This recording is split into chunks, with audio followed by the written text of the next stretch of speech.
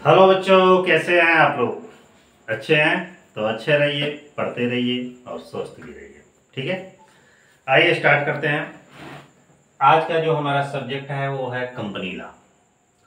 और company law में आज चौथा टॉपिक है पार्षद सीमा नियम, मेमोरेंडम ऑफ एसोसिएशन। इसके पहले 3 टॉपिक आप लोग पढ़ चुके हैं। जो लोग वो लेक्चर नहीं देखे हैं तो इस वीडियो के डिस्क्रिप्शन बॉक्स में उसका लिंक दिया रहेगा, वहां से भी आप देख सकते हैं। ठीक है, आइए स्टार्ट करते हैं। सबसे पहला इसमें जो जो टॉपिक है ये पार्षद सीमा नियम। अब सोच रहे होंगे कि पार्षद सीमा नियम क्या होता है। वैसे तो जान जाइए, जब भी किसी कंपनी का रजिस्ट्रेशन होता है तो उसके कुछ रूल रेगुलेशंस बनते हैं, नियमावली बनती है। बहुत सारे प्रलेख भी रखे जाते हैं। प्रलेख मतलब उसके कुछ पुस्तकें या डॉक्यूमेंट्स भी रखे जाते हैं, तभी कंपनी का रजिस्ट्रेशन हो सकता है। उन प्रलेखों में, उन मुख्य डॉक्यूमेंटों में, उन मुख्य पुस्तकों में एक पुस्तक है, एक रजिस्टर है, एक मतलब नियमावली है जिसका नाम है पार्षद सीमा नियम। अब पार्षद सीमा नियम होता क्या है? इस पार्षद सीमा नियम को ध्यान दीजिएगा, इसे कंपनी का क्या कहा जाता है? चार्टर भी कहा जाता है। अब क्यों चार्टर कहा जाता है? यह इसलिए चार्टर कहा जाता है कि यह कंपनी का सबसे महत्वपूर्ण प्रलेख होता है। बिना इसके कंपनी का रजिस्ट्रेशन नहीं हो सकता। ठीक है, समझिए कि इसमें इसे कंपनी का लघु संविधान भी कहा जाता है। लघु संविधान भी कहा जाता है। क्यों? क्योंकि इस पार्षद सीमा नियम में जब भी हम किसी कंपनी का रजिस्ट्रेशन कराते हैं तो इस पार्षद सीमा नियम में कंपनी का नाम, उसका पता, कौन कौन लोग हैं इसमें, ठीक ना, कंपनी किस उद्देश्य से स्थापित हो रही है, कितना पैसा लग रहा है इसमें, ठीक ना, क्या इसकी लायबिलिटी जुगरी होगी, ये सारी बातों का इस पर जिक्र आता है। इसलिए इसे कंपनी का चार्टर, संविधान यह सबसे महत्वपूर्ण प्रलेख या दस्तावेज कहा जाता है। अब ये जो पार्षद सीमा नियम होता है, ये कंपनी के बाह्य क्षेत्रों को इंगित करता है। बाह्य क्षेत्र को मतलब बाह्य क्षेत्रों पर ज्यादा ध्यान देता है, क्योंकि कंपनी के 2 मुख्य प्रलेख होते हैं 3, लेकिन 2 सबसे ज्यादा इंपॉर्टेंट है, जिसका नाम है पार्षद सीमा नियम और पार्षद अंतर नियम। पार्षद अंतर नियम के बारे में तो अभी इस टॉपिक के बाद पढ़ेंगे, लेकिन पहले पार्षद सीमा नियम। ठीक है, तो ये पार्षद सीमा नियम जो होता है वो कंपनी का चार्टर होता है। ये कंपनी के बाह्य क्षेत्रों का निर्धारण करता है। ठीक है, और इसमें कंपनी के उद्देश्यों, अधिकारों के साथ साथ कंपनी के नाम, पता, स्थान, दायित्व, इस सब चीजों का मेंशन किया गया रहता है, उल्लेख किया गया रहता है। सबसे पहले ये जानेंगे कि जो पार्षद सीमा नियम है इसका उल्लेख कंपनी अधिनियम, जो हमारा कंपनी अधिनियम बना, और कौन सा कंपनी अधिनियम जो चल रहा है इस समय 2013 कंपनी अधिनियम जो 2013 बना है, तो इसका उल्लेख किस सेक्शन में किया गया है? तो सेक्शन आपका है इसमें आपका सेक्शन 256, उप सेक्शन 56 में किया गया। इसमें क्या कहा गया है ये ध्यान दीजिएगा। पार्षद सीमा नियम वास्तव में है क्या? एक डेफिनेशन है जो कंपनी एक्ट 2013 अंडर सेक्शन 256 के अकॉर्डिंग कहा गया है कि पार्षद सीमा नियम से आशय एक कंपनी के ऐसे पार्षद सीमा नियम से है जो पिछले किसी भी कंपनी संनियम या किसी इस अधिनियम के अधीन मूल रूप से बनाया गया हो और समय समय पर परिवर्तित किया गया हो। मतलब कि पार्षद सीमा नियम एक ऐसा नियम है, एक ऐसा प्रलेख है, एक ऐसी पुस्तिका है जो पिछले किसी कंपनी अधिनियम के द्वारा या इस अधिनियम के द्वारा मूल रूप से बनाया गया हो और उसमें समय समय से परिवर्तित किया गया हो। तो ये क्या है? पार्षद सीमा नियम। इसीलिए इसे कंपनी का चार्टर या मूल प्रलेख या सबसे महत्वपूर्ण प्रलेख कहा जाता है। अब जो पार्षद सीमा नियम है, इसको बनाने के पीछे क्या इसका महत्व है? इसके सबसे पहले महत्व के बारे में तब हम इसकी विशेष सामग्री पर चर्चा करेंगे। मान लीजिए कि कोई भी कंपनी है, पार्षद सीमा नियम तैयार करती है, आखिर कुछ तो बेनिफिट होगा उसको कि क्यों तैयार करेगी। ऐसा थोड़ा है कि अपने मन से जैसे बना ली। तो उसका सबसे पहला बेनिफिट होता है यह कंपनी संबंधी आवश्यक जानकारी देता है। ये क्या देता है? यह कंपनी से संबंधित आवश्यक जानकारी देता है। आवश्यक जानकारी देता है। मतलब ये पार्षद जो सीमा नियम है वो क्या करता है? कंपनी से संबंधित जितनी भी आवश्यक जानकारियां हैं वो सारी जानकारियां आपको उपलब्ध कर देता है। दूसरा सबसे महत्व इसका क्या है? यह कार्यक्षेत्र की सीमा निर्धारित करता है। क्या करता है? कार्यक्षेत्र की सीमा निर्धारित करता है। सीमा निर्धारित करता है मतलब यह बताता है कि कंपनी किस क्षेत्र तक, किस दायरे तक, किस सीमा तक और कहां तक कार्य कर सकती है, उसका सीमा एक निर्धारित कर देता है। और क्या है इसका मतलब? ये कंपनी का जब समामेलन होता है तो इस समामेलन का सबसे महत्वपूर्ण प्रतीक है। यह क्या है? यह समामेलन का मुख्य प्रलेख मतलब बिना इसके कंपनी का रजिस्ट्रेशन नहीं किया जा सकता है। और क्या है? और भी इसके अतिरिक्त, ये देखिए सीरियल गलत हो गया है, 4 नंबर, जितनी भी जानकारी है यह जानकारी प्रदान करता है। और भी जितनी भी जानकारियां हैं जैसे कंपनी के सदस्यों के नाम, पता, उद्देश्य, दायित्व, ये सब बारे में जानकारी देता है। अगला है निर्माण में सावधानी की आवश्यकता भी होती है। इसमें क्या और महत्व है? निर्माण में सावधानी की आवश्यकता।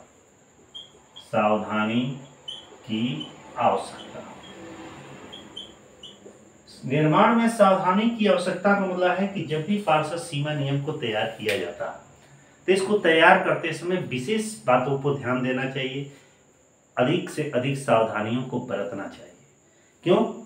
क्योंकि यही कंपनी का चार्टर है, समझिए कंपनी का मूल प्रलेख है, इसी से कंपनी का रजिस्ट्रेशन होगा। और जो सबसे मुख्य पुस्तिका होगी, सबसे अहम चीज होगी, उसमें गलती नहीं होनी चाहिए। वैसे गलतियां तो सब जगह हो जाती है, लेकिन पूरा प्रयास करना चाहिए कि इसमें किसी भी प्रकार की त्रुटि न पाई जाए। अब इसको मिटाते हैं।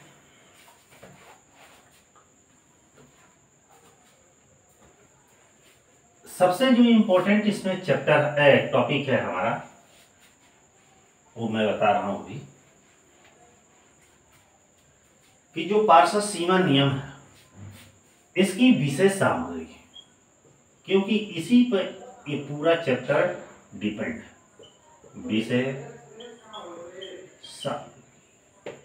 विशेष सामग्री का मतलब क्या है? इसमें कितने क्लाज होते हैं? क्या होते हैं? कितने क्लाज होते हैं? तो आपसे बता दें कि जो इसकी विशेष सामग्री है, विशेष सामग्रियों की संख्या 6 होती है। एमसीक्यू क्वेश्चन में आता है कि पार्षद सीमा नियम में कितने क्लाज होते हैं, कितने वाक्य होते हैं, कितनी विशेष सामग्रियां होती है। तो आइए एक एक के बारे में जानते हैं कौन कौन सी विशेष सामग्री होती है। सबसे पहला होता है नाम वाक। दूसरा हमारा होता है स्थान वाक। तीसरा क्या हमारा होता है, बताइए? तीसरा क्या होगा? उद्देश्य वाक। चौथा क्या होता है? पूंजी वाक। और भी तो 2 हैं, वो क्या है? दायित्व वाक।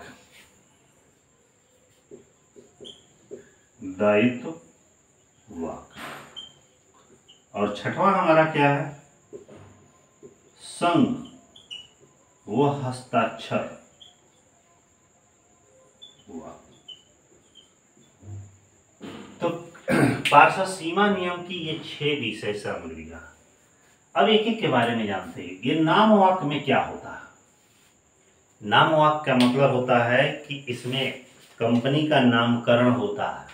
नामकरण का मतलब है कि कंपनी किस नाम से चलाई जाएगी, मतलब उसमें कंपनी का नाम मेंशन किया जाता है, रखा जाता है कि इसी नाम से कंपनी का ओपनिंग किया जाएगा, इसी नाम से आगे कंपनी को चलाया जाएगा, कंपनी को इसी नाम से जाना जाएगा। लेकिन इसमें यह ध्यान दीजिएगा कि कुछ ऐसे भी प्रतिबंधित नाम होते हैं जिसका उल्लेख हम इसमें नहीं करना चाहिए, जैसे केंद्र सरकार द्वारा या कंपनी के ला के द्वारा कुछ या किसी कानून के द्वारा जो मतलब प्रतिबंधित नाम है उसका प्रयोग नहीं करना चाहिए। इसके अतिरिक्त यदि मिली जुली कंपनियों का जैसे नाम है, मिलता जुलता कंपनी का किसी का नाम है, उसका भी प्रयोग नहीं करना चाहिए। इसके अतिरिक्त आप जो चाहे वो नाम रख सकते हैं। तो नाम वाक्य में क्या लिखा जाता है कि कंपनी का नाम क्या होगा, ठीक ना। नाम वाक्य में एक चीज और भी होता है कि यदि वो सार्वजनिक कंपनी है तो वहां पे लिमिटेड शब्द का प्रयोग करेगी, प्राइवेट लिमिटेड है मतलब प्राइवेट कंपनी है तो वहां प्राइवेट लिमिटेड शब्द का प्रयोग करेगी, ठीक है। अब यहाँ पे एक चीज और भी है। नाम वाक्य जब तैयार हो जा रहा है, माने कंपनी का नाम इंगित कर दिया जा रहा है तो हाँ यही कंपनी का नाम होगा, इसी के नाम से कंपनी का रजिस्ट्रेशन कराया जाए, ठीक है।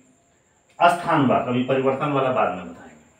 अस्थान वाक्य, इसमें क्या होता है, अस्थान वाक्य में यह देखा जाता है कि कंपनी किस जगह पर चलेगी। अब यहाँ पे भी समझने वाला चीज है, कंपनी का चलने का जगह कुछ और भी हो सकता है, उसके ब्रांचेज कुछ कहीं और भी हो सकते हैं। यह कंपनी का स्थान वाक्य का मतलब है कि उसका मुख्य कार्यालय किस स्थान पे होगा। मुख्य कार्यालय जिस स्थान पे होगा, जिस स्थान से कंपनी का संचालन किया जाएगा, उसी स्थान का नाम इस पार्षद सीमा नियम में लिखना होता है, स्थान वाक्य में लिखना होता है। उसमें परिवर्तन वाला भी इसमें भी आएगा। अभी आगे चलेंगे। नाम वाक्य के बाद आता है इसमें उद्देश्य वाक्य। इसमें क्या होता है कि इस पार्षद सीमा नियम की जो अगली कड़ी है, मतलब अगला हमारा विषय सामग्री है उद्देश्य वाक्य। उद्देश्य वाक्य का मतलब होता है कि कंपनी किस उद्देश्य की पूर्ति के लिए स्थापित की जा रही है, क्या ये अपने उद्देश्यों को पूर्ण करेगी कि नहीं करेगी, भविष्य में उद्देश्यों को पूर्ण करने में सक्षम है कि नहीं है, या उद्देश्यों को पूर्ण करने में खड़ा उतरेगी कि नहीं उतरेगी। इस सारी बातों का उल्लेख उद्देश्य वाक्य में होता है। उद्देश्य वाक्य जो होता है ये कंपनी का समझिए कि सबसे महत्वपूर्ण वाक्य होता है, ठीक है। अगला है इसमें पूंजी वाक्य। पूंजी वाक्य में है कि कंपनी की अधिकृत पूंजी क्या होगी। अधिकृत पूंजी का मतलब होता है कि एक ऐसी पूंजी जिस पूंजी से कंपनी का रजिस्ट्रेशन कराया जाता है, इसे अंकित पूंजी भी कहा जाता है। तो इसकी अधिकृत पूंजी क्या होगी उसका उल्लेख पार्षद सीमा नियम के जिस वाक्य में किया जाता है उसे पूंजी वाक्य कहा जाता है। नेक्स्ट है इसमें दायित्व वाक्य। दायित्व वाक्य मतलब है कि कंपनी के जो भी इसमें पार्षद सीमा नियम का जो दायित्व वाक्य है, इसमें कंपनी के दायित्वों का निर्धारण होता है। दायित्वों का मतलब है इसके सदस्यों का दायित्वों का निर्धारण होता है। सदस्यों का दायित्व का निर्धारण का मतलब है कि अंशों द्वारा सीमित कंपनी की दशा में और गारंटी द्वारा सीमित कंपनी की दशा में। अंशों द्वारा सीमित कंपनी की दशा में होता है कि जब भी कोई अंशधारी जो भी पैसा लगाया किसी कंपनी में, तो उसकी पूंजी तक उसके लगाए गए अनेक क्रय किए गए अंशों की सीमा तक ही उसका दायित्व होता है। माने जितना पैसा इन्वेस्ट करेगा उतना ही तक वो बोल सकता है, उससे ज़्यादा नहीं बोलेगा, ठीक है। उतना ही तक उसका दायित्व है, रिस्पॉन्सिबिलिटी उतना ही है। एक होता है गारंटी द्वारा सीमित दायित्व कंपनी। गारंटी द्वारा सीमित दायित्व वाली कंपनी मतलब होता है कि इसमें जो भी सदस्य रहते हैं उनकी लायबिलिटी उसके समापन के समय निर्धारित कर दी जाती है कि आपको इतना मिलना है तो मिलना ही है, चाहे कंपनी को लाभ हो, फायदा हो, नुकसान हो, डूब जाए, उससे कोई मतलब नहीं। लेकिन आपको इस बात की गारंटी दी जा रही है कि जब भी कंपनी का समापन होगा तो समापन के समय आपको इतना अमाउंट देना ही देना है। तो गारंटी द्वारा सीमित दायित्व कंपनी होती है। इसी में एक अगला वाक्य है पूंजी वाक्य हो गया संघ व हस्ताक्षर वाक्य। संघ हस्ताक्षर वाक्य में क्या होता है? इस वाक्य में बहुत कुछ नहीं होता है, बस इसमें पार्षद सीमा नियम पर कुछ व्यक्ति होते हैं जो घोषणा करते हुए हस्ताक्षर करते हैं और अपनी इच्छा प्रकट करते हैं कि जो भी इस घोषणा में अपने स्टेटमेंट में बातों का उल्लेख किए हैं वो पूर्णतः एकदम सही है और उससे वो पूर्ण रूप से संतुष्ट है। तो ये हमारा संघ हस्ताक्षर वाक्य होगा। अब प्रश्न यहाँ पे उठता है कि क्या इस पार्षद सीमा नियम में मेमोरेंडम ऑफ एसोसिएशन में परिवर्तन किया जा सकता है कि नहीं। अब आते हैं बारीक परिवर्तन का, ध्यान दीजिएगा। परिवर्तन, वैसे तो पार्षद सीमा नियम में परिवर्तन जरूरी नहीं है, मतलब परिवर्तन नहीं किया जाता, लेकिन परिस्थितियों और समय के हिसाब से भाई कहीं भी हम परिवर्तन कर सकते हैं, क्योंकि पार्षद सीमा नियम उस उद्देश्य से नहीं बनता है कि भाई कि हम इसमें कुछ मॉडिफाई करेंगे, चेंज करेंगे, लेकिन समय और परिस्थितियां जैसे जैसे चलती रहती है, हमारे आने वाला जो समय के अनुकूलता को ध्यान में रखते हुए इसमें परिवर्तन किया जाता है। जब भी पार्षद सीमा नियम में परिवर्तन किया जाता है तो उसके लिए विशेष प्रस्ताव का होना जरूरी है। किस चीज का? विशेष प्रस्ताव का होना जरूरी है। लेकिन केवल विशेष प्रस्ताव से ही काम नहीं चल जाता, केवल विशेष माने सदस्यों का जो विशेष प्रस्ताव है केवल उतने ही पारित करने से नहीं चलता। अब आइए जानते हैं कि नाम वाक्य में परिवर्तन। यदि कोई कंपनी पहले से चल रही है जिसका पार्षद सीमा नियम ऑलरेडी बना हुआ है और किसी भी कारणवश भविष्य में यदि उसके नाम में परिवर्तन करने की आवश्यकता महसूस हुई तो ऐसी दशा में उसके नाम में परिवर्तन किया जा सकता है।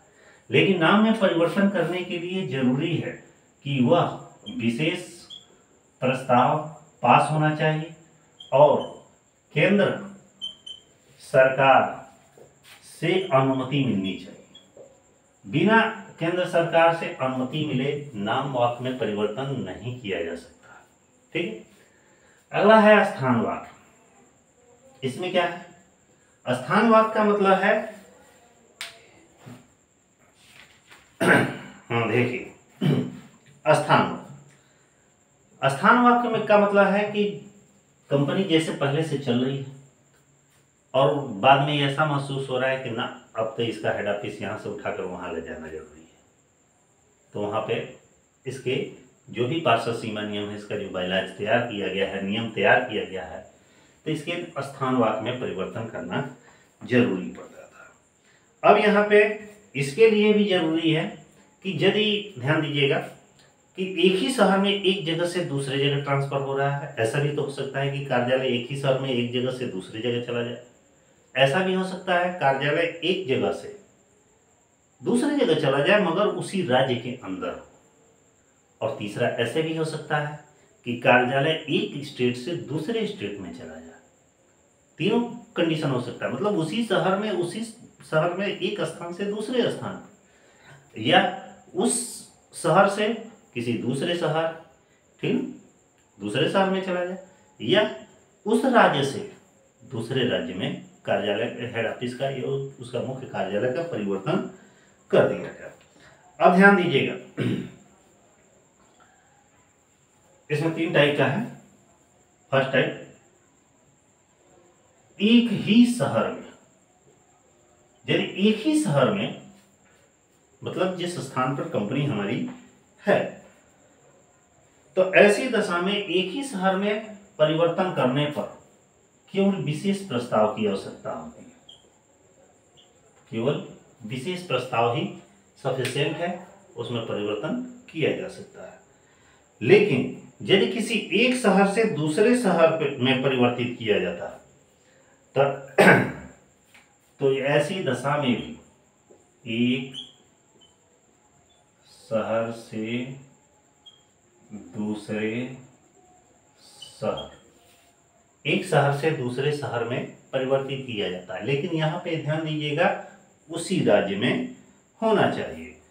तो यहाँ पे कंपनी द्वारा पारित किसी विशेष प्रस्ताव के आधार के बाद ही अवस्थित किया जाता है और सीमाओं के बाहर रखा जाता है। इसके लिए भी विशेष प्रस्ताव होता है, विशेष प्रस्ताव की आवश्यकता होती है। लेकिन मान लीजिए कि एक शहर छोड़ दीजिए, एक राज्य से जब दूसरे राज्य में जाए, राज्य में जाएगा। तो वहां पे आपका विशेष प्रस्ताव और प्लस केंद्र सरकार की अनुमति, यह दोनों ही आवश्यक है। ठीक है, आगे बढ़ते हैं उद्देश्य वाक्य में। उद्देश्य वाक्य में क्या होता है? उद्देश्य वाक्य में होता है कि जब भी कोई कंपनी पहले से चल रही है और भविष्य में लगता है कि अपने उद्देश्यों को पूर्ण करने में सक्षम नहीं है और ऐसी दशा में उसका उद्देश्य बाद में चल के चेंज हो जाता है, तो उसके पार्षद सीमा नियम में भी परिवर्तन करना पड़ता है। इसके लिए जरूरी है कि विशेष प्रस्ताव पास हो और कंपनी ला बोर्ड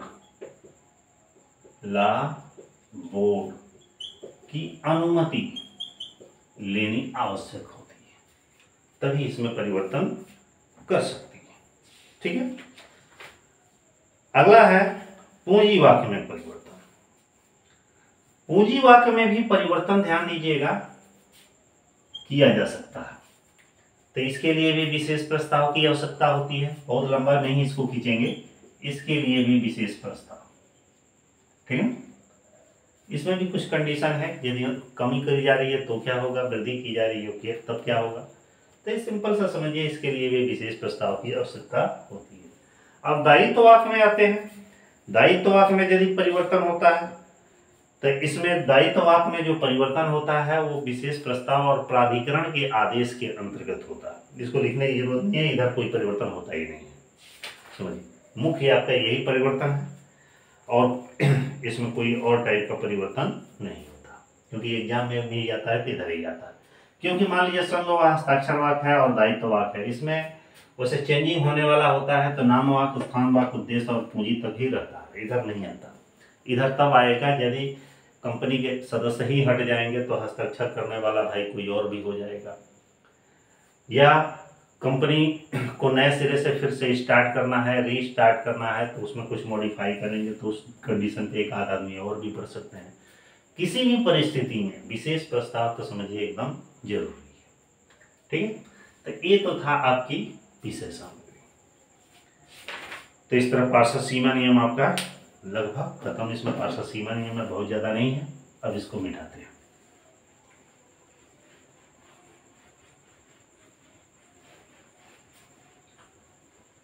अब इसमें पांचवा जो टॉपिक है हमारा,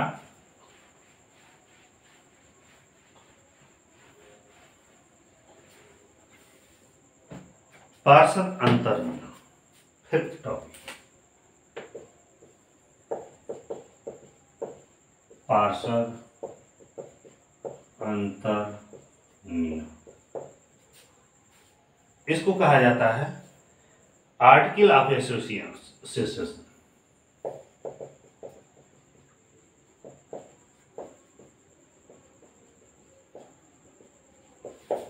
articles of association. Articles of association का मतलब क्या होता है? पार्षद अंतर नियम। देखिएगा, जो हमारी कंपनी होती है, एक कंपनी के सबसे दो मुख्य प्रलेख होते हैं रजिस्ट्रेशन के समय। एक होता है मेमोरेंडम ऑफ एसोसिएशन और एक होता है article of association. Memorandum of association होता है जो कंपनी के ये बाह्य क्षेत्रों का निर्धारण करता है, और आर्टिकल ऑफ एसोसिएशन होता है आंतरिक क्षेत्रों का निर्धारण करता है। तो यह पार्षद अंतर नियम का मतलब है कि कंपनी के अंदर कंपनी को कैसे चलाया जाएगा, कंपनी के चलाने के लिए हमें क्या क्या चीजों की जरूरत पड़ेगी। इस पार्षद अंतर नियम में किन किन बातों का उल्लेख किया जाता है, क्या नियमावली इसमें होती है, इसके आंतरिक क्रियाकलाप कौन कौन से होते हैं, उस आंतरिक क्रियाकलापों में किन किन व्यक्तियों की नियुक्ति की जाती है, उनको क्या पारिश्रमिक, क्या सैलरी दिया जाता है, और भी जितने भी घटनाएं घटित होती है कंपनी के अंदर, उन सारी बातों का उल्लेख पार्षद अंतर नियम में होता है। अब इसमें दिया है इसका डेफिनेशन जो दिया गया है कंपनी अधिनियम की धारा 2(5) के अनुसार। इसका जो है कंपनी एक्ट 1992 2030 अंडर सेक्शन 25 के अकॉर्डिंग। ठीक है, इसमें कहा गया है कि कंपनी अधिनियम 2013 की धारा 2(5) के अंतर्गत कहा गया है कि पार्षद अंतर नियम से आशय एक ऐसे अंतर नियम से है जो पिछले कंपनी अधिनियम अथवा इस अधिनियम के अधीन मूल रूप से बनाए गए हों और समय समय पर इस पर परिवर्तित किए गए हों। ये भी वैसे ही कहा गया है जिस तरह सीमा नियम है, बस थोड़ा सा नाम में बदलाव कर दिया गया है। कहने का मतलब है कि पार्षद अंतर नियम एक ऐसा अंतर नियम है, एक ऐसा कानून है जो लिखा गया है कि जो किसी पिछले कंपनी अधिनियम के अंतर्गत या वर्तमान में जो कंपनी अधिनियम चला है इसके अंतर्गत मूल रूप से बनाए गए हों और उसमें आवश्यकता अनुसार समय समय पर परिवर्तन किए गए हों। ये क्या है? पार्षद अंतर नियम। लेकिन यहाँ पे मेन इसका अर्थ जानने का मतलब है कि पार्षद अंतर नियम का मतलब होता है कि एक ऐसा नियमावली, एक ऐसा नियम, एक ऐसा प्रलेख जिसमें कंपनी के आंतरिक क्रियाकलापों के बारे में लिखा गया रहता है, पूरा ब्यौरा रहता है, उसे पार्षद अंतर नियम कहा जाता है। अब थोड़ा जानते हैं यहाँ पे कि पार्षद अंतर नियम में किन बातों का उल्लेख रहता है, इसकी विशेष सामग्री में क्या क्या चीजें मेंशन रहती हैं। अब इसमें क्या क्या बातों रहता है। अब यहाँ पे सबसे पहला रहता है,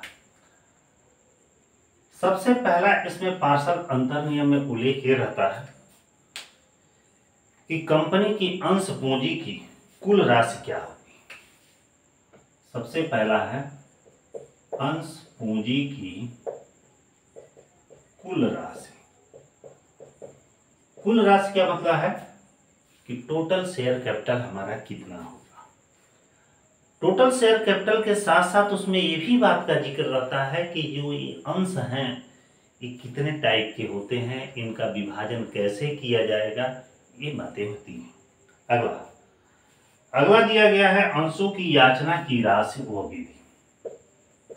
अंशों की याचना की राशि व विधि मतलब कि इसमें जब भी कोई कंपनी होती है, देखे होंगे शेयर से संबंधित नियमावलियां होती है और जब शेयर जनता में जारी किए जाते हैं तो लोग उसे आवेदन करते हैं और खरीदते हैं। उसके बाद आवंटन की प्रक्रिया स्टार्ट होती है। आवंटन के बाद से उधर विकल्प भी दो ठो रहता है, या तो एक मुफ्त भुगतान करिए, नहीं तो विभिन्न याचनाओं में दीजिए। जो अंशधारी याचना का विकल्प चुनते हैं तो उसे याचना की राशि व विधि मतलब किस्तों में भुगतान करते हैं। तो जो इस टाइप का भुगतान करते हैं उसकी सारी नियमावली का उल्लेख इस अंतर नियम में रहता है। अगला है अंशों के आवंटन की विधि। अंशों के आवंटन की विधि। अंशों के आवंटन का विधि का मतलब है कि जब अंशधारियों को शेयर अलॉटमेंट किए जाएंगे तो ऐसे कंडीशन पर अलॉटमेंट के मेथड क्या होगा, किस टाइप से शेयर होल्डर्स को अलॉटमेंट किए जाएंगे। नेक्स्ट दिया गया है इसमें कि अंश प्रमाण पत्र निर्गमन करने की विधि। अंश प्रमाण पत्र निर्गमन करने की विधि। निर्गमन की विधि मतलब जब भी अंशधारी शेयर खरीदेंगे, शेयर लेंगे, तो उनको जो शेयर सर्टिफिकेट है किस तरीके से जारी किया जाएगा, जारी करने का प्रोसेस क्या होगा, क्या नियम होगा, क्या उसमें शर्तें होंगी, क्या कंडीशंस होंगी, इन सारी बातों का उल्लेख पार्षद अंतर नियम में होता है। अगला दो याचनाओं के मध्य का समय। दो याचनाओं के मध्य का समय। दो याचनाओं के मध्य का समय का मतलब है कि जब भी अंशधारियों को शेयर दिया जाता है, आवेदन के बाद आवंटन की प्रक्रिया शुरू हो जाती है और आवंटन जैसे ही कर लिया जाता है तो उसको विभिन्न याचनाओं में डिवाइड किया जाता है, जैसे प्रथम याचना, द्वितीय याचना और अंतिम याचना। तो एक याचना का भुगतान करने के बाद दूसरी याचना में ड्यूरेशन कितना होगा, अंतराल कितना होगा, इस बात का मेंशन कहाँ किया जाता है, पार्षद अंतर नियम में किया जाता है। अगला है अंशों के हरण व पुनर्मूल्यांकन की विधि। अंशों के हरण व पुनर्मूल्यांकन की विधि। इसका मतलब क्या होता है? मान के चलिए कि कोई अंशधारी है और याचना दे रहा है, बीच में कुछ ऐसा हुआ कि उसने याचनाओं का भुगतान करना बंद कर दिया, नहीं दे पाया किसी भी कारणवश, तो ऐसे कंडीशन पे जो कंपनी होगी उसके पास रिमाइंडर पे रिमाइंडर देगी, फिर भी वो नहीं सुनेगा शेयर होल्डर, तो उसकी याचनाओं को जब्त कर देगी। मतलब वो जो पैसा पेमेंट किया है शेयर का, ठीक है, जितना किस्तें जमा किया है वो जब्त कर देगी। तो जब्त करने के क्या रूल है, ये सारे अंतर नियम में उल्लेख रहते हैं। और ऐसा नहीं है कि जब्त करके एकदम खा के बैठ जाएगी। यदि वो अंशधारी पुनः प्रार्थना करता है कंपनी से कि भाई मेरे अंशों को फिर से रीइशू कर दिया जाए, तो उसे रीइशू भी कर देंगे। इस सारी बातें का जो रूल रेगुलेशन है, नियमावली है, ये कहाँ लिखा गया? पार्षद अंतर नियम में किया गया। नेक्स्ट है अंशों के हविष्तांकन की विधि। न्यूनतम अभिदान राशि का निर्धारण, ज्यादा मत लिखिए, न्यूनतम अभिदान राशि का निर्धारण। न्यूनतम अभिदान राशि का निर्धारण का मतलब है कि जो न्यूनतम अभिदान की राशि चुकाई जाती है तो कब चुकाई जाएगी, कितने समय में चुकाई जाएगी, कितनी राशि चुकाई जाएगी, ये पार्षद अंतर नियम में उल्लेखित रहता है। अगला, और क्या क्या पार्षद अंतर नियम में रहता है? बहुत सारी बातें रहती है, एक दो नहीं है, 50 ठो है, लेकिन आपको मुख्य पॉइंट बताया क्योंकि यही सबसे मुख्य इसका इंपॉर्टेंट पॉइंट है। नेक्स्ट इसमें दिया है संचालकों की नियुक्ति। संचालकों की नियुक्ति,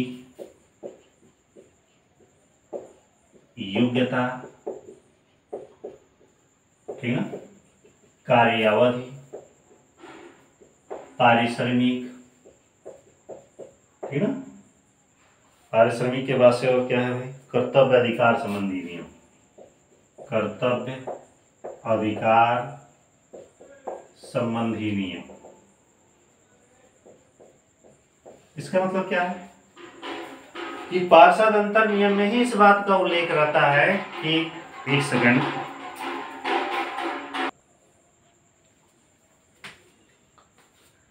हाँ, तो मैं कहा था, संचालकों की नियुक्ति, योग्यता, कार्यावधि, पारिश्रमिक, कर्तव्य अधिकार संबंधी नियम। मतलब कि कोई भी कंपनी होगी तो उसमें संचालक नियुक्त कैसे किए जाएंगे, नियुक्ति के संबंध में क्या प्रावधान होंगे, उनकी योग्यताएं क्या होंगी, उसकी कार्यावधि क्या होगी, पारिश्रमिक का निर्धारण कैसे किया जाएगा, उनके कर्तव्य अधिकार दायित्व क्या क्या होंगे, इस सारे नियम, इससे संबंधित सभी बातों का उल्लेख पार्षद अंतर नियम में होता है। क्योंकि इससे संबंधित कोई भी बातें देखी जाएगी, कुछ त्रुटियां पाई जाएगी, तो नियमावली को जरूर में ध्यान में रखा जाएगा। नेक्स्ट दिया गया है कि अंश पूंजी में परिवर्तन अथवा कमी से संबंधित नहीं। अंश पूंजी में कमी संबंधी नियम। कमी संबंधी नियम का मतलब है कि यदि भविष्य में शेयर कैपिटल में कमी की जा रही है तो उसके कमी करने के संबंध में क्या प्रावधान होंगे, इसका उल्लेख पार्षद अंतर नियम में किया गया रहता है। अगला क्या है? कंपनी व संचालक मंडल। अगला क्या है? कंपनी व संचालक मंडल, संचालक मंडल तथा अंशधारियों की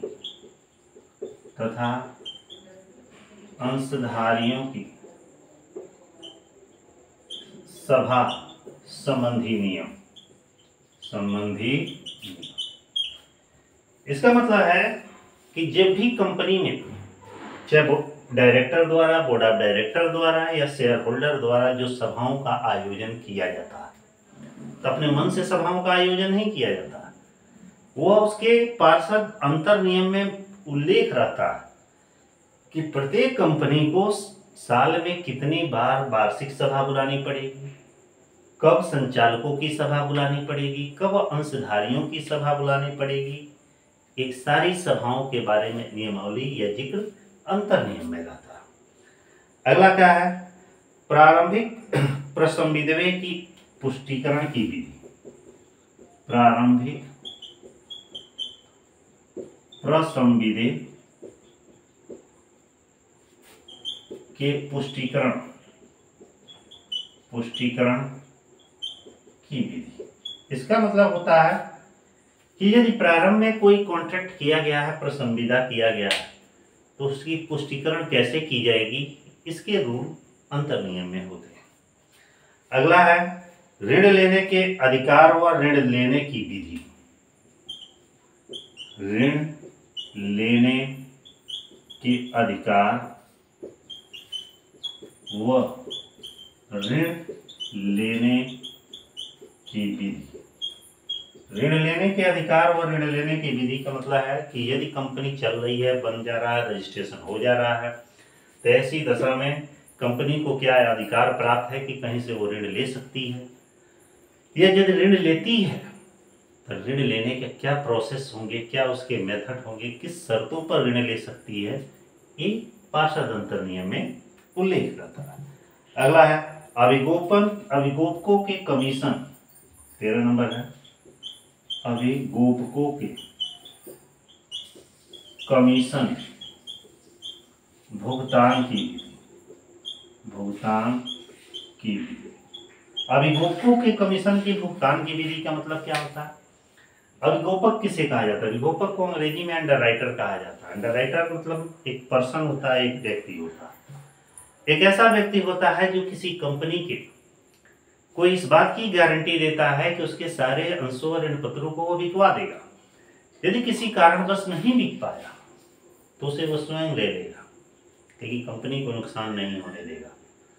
तो ऐसे व्यक्ति को क्या कहा जाता है? अभिगोपक कहा जाता है। और यह जो जितना भी कार्य करेगा इसके बदले में उसे पारिश्रमिक दिया जाएगा, जिसे अभिगोपन कमीशन कहा जाता है।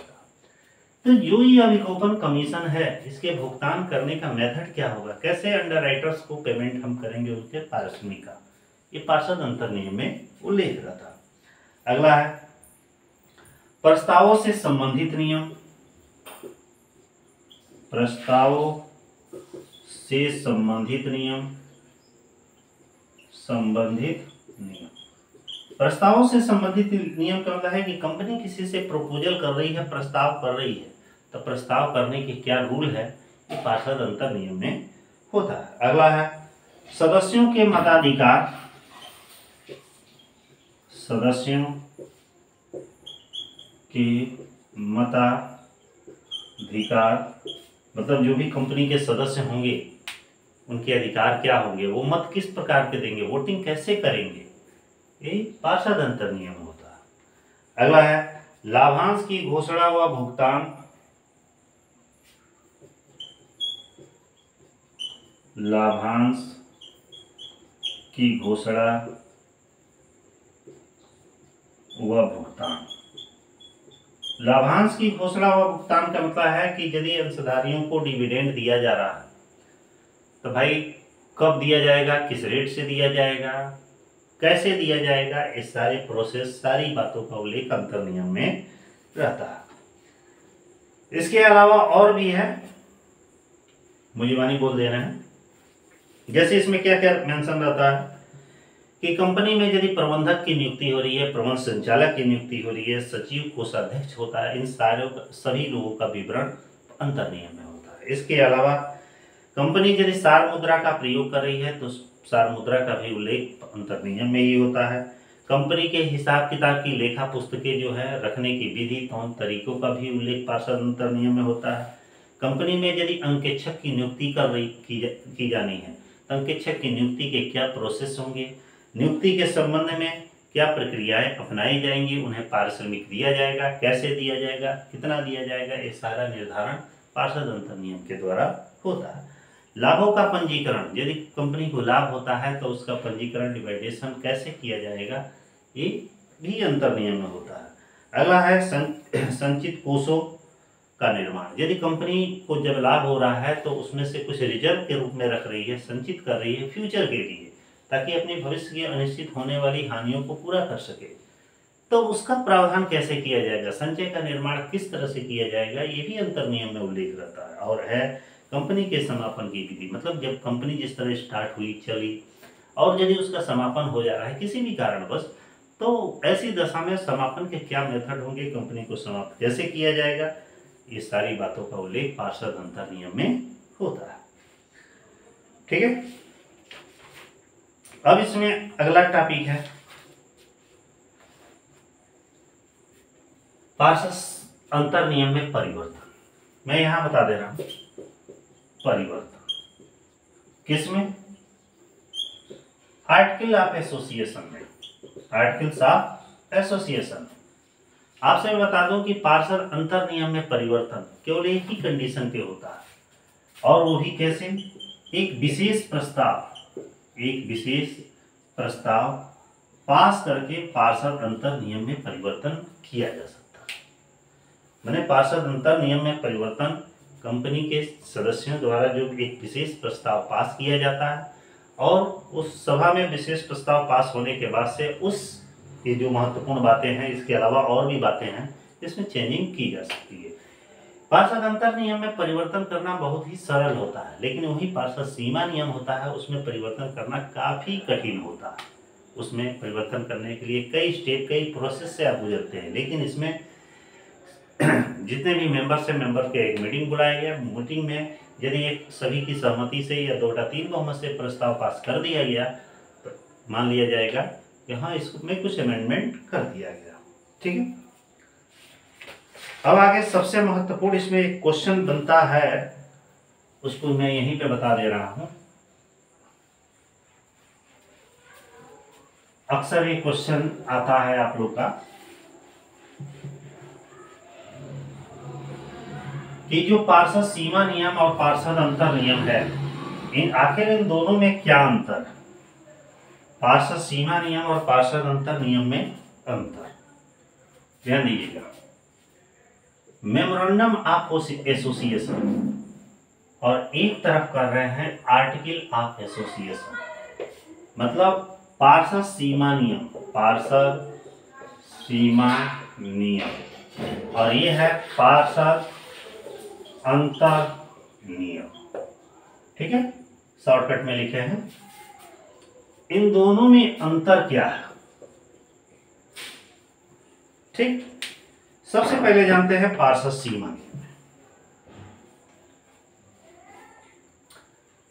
जो पार्षद सीमा नियम है, जो पार्षद सीमा नियम है, वह कंपनी के उद्देश्य और अधिकारों का निर्धारण करता है। यह जो होता है, यह कंपनी के उद्देश्य प्लस अधिकारों का क्या करता है, का निर्धारण करता है, इसका निर्धारण करता है। लेकिन अंतर नियम क्या करता है, इन उद्देश्यों और अधिकारों को पूरा करने के लिए, ठीक है, कार्यान्वित करता है। ये क्या करता है, यह कंपनी के उद्देश्यों और अधिकारों का कार्यान्वयन करता मतलब ये तो बताता है कि भाई कि उद्देश्य कंपनी का ये है और अधिकार ये है, पावर ये है, राइट इसकी ये है, लेकिन ये उसको सही रूप में फॉलो करता है, आगे बढ़ाता है, चलाता है। अगला है जो पार्षद सीमा नियम होता है, इसका एक निश्चित प्रारूप होता है। क्या होता है, निश्चित प्रारूप होता है। लेकिन जो अंतर नियम होता है, इसका कोई प्रारूप नहीं होता, इसका कोई प्रारूप नहीं होता। ठीक है, और क्या होता है, यह कंपनी का मुख्य प्रलेख होता है। मुख्य क्या होता है, प्रलेख होता है। ये कंपनी का सबसे महत्वपूर्ण प्रलेख होता है। और वह क्या होता है, एक मार्कर का, यह कंपनी का सहायक प्रलेख होता है। यह कंपनी का सहायक प्रलेख होता है, प्रलेख होता है। और क्या है, पार्षद सीमा नियम को मतलब इसको परिवर्तन करना सरल नहीं है, सरल नहीं है, लेकिन इसको परिवर्तन करना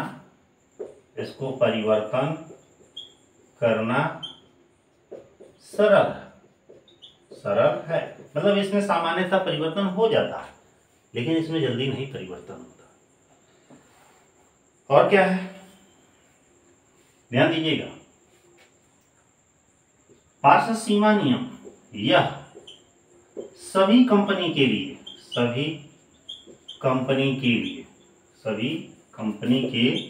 लिए बनाना अनिवार्य होता है। क्या होता है, अनिवार्य होता है। इसमें क्या होता है, यह सार्वजनिक कंपनी के लिए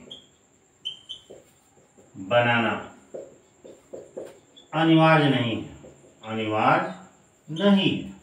क्योंकि यह क्या करती है, इसके जगह पर आपका टेबल एफ का प्रयोग करती है, इसलिए बनाना अनिवार्य है। क्योंकि निजी कंपनी के लिए तो कंपलसरी है, लेकिन पब्लिक कंपनी के लिए पार्षद अंतर नियम कंपलसरी नहीं है, उसके जगह पे वो तालिका एफ का प्रयोग कर सकती है। और क्या है, जो पार्षद सीमा नियम होते हैं यह कंपनी एक्ट के अधीन कार्य होते हैं, लेकिन जो पार्षद अंतर नियम होते हैं ये दोनों के अधीन होते हैं। ये क्या होता है, यह कंपनी अधिनियम प्लस सीमा नियम के क्या होते हैं, अधीन होते हैं मतलब उसके अंडर में काम करते हैं, उस पर रूल दोनों लागू होता है, क्योंकि ये मेरी चार्टर्ड। और क्या है बताइए, और एक आध अंतर खोजिए।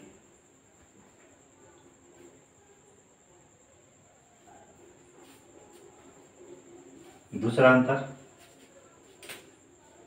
इसे रजिस्ट्रार के पास भेजना अनिवार्य होता है,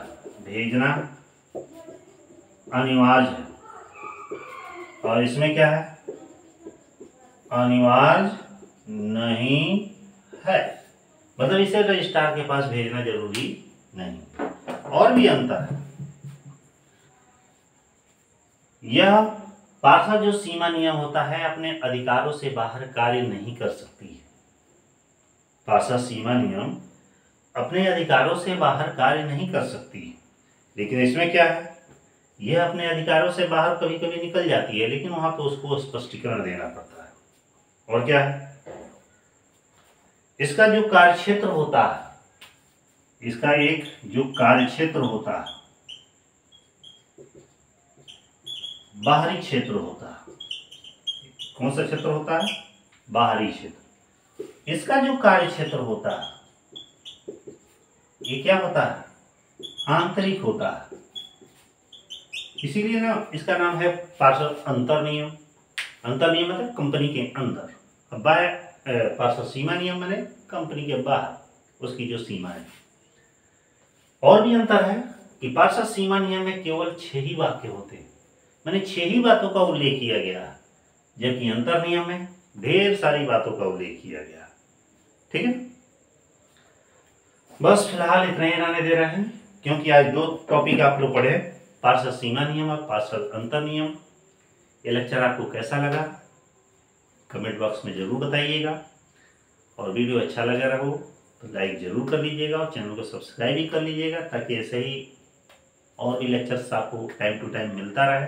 इसके लिए नोटिफिकेशन बेल ऑन कर लीजिएगा और वीडियो अच्छा लगे हो तो एक बार अपने फ्रेंडों में जरूर शेयर कर दीजिएगा, ताकि आप भी पढ़ें, आपके फ्रेंड भी पढ़ें और सभी अच्छे नंबर से पास हो। ठीक है, ऑल द बेस्ट। फिर नेक्स्ट लेक्चर में मिलते हैं, तब तक के लिए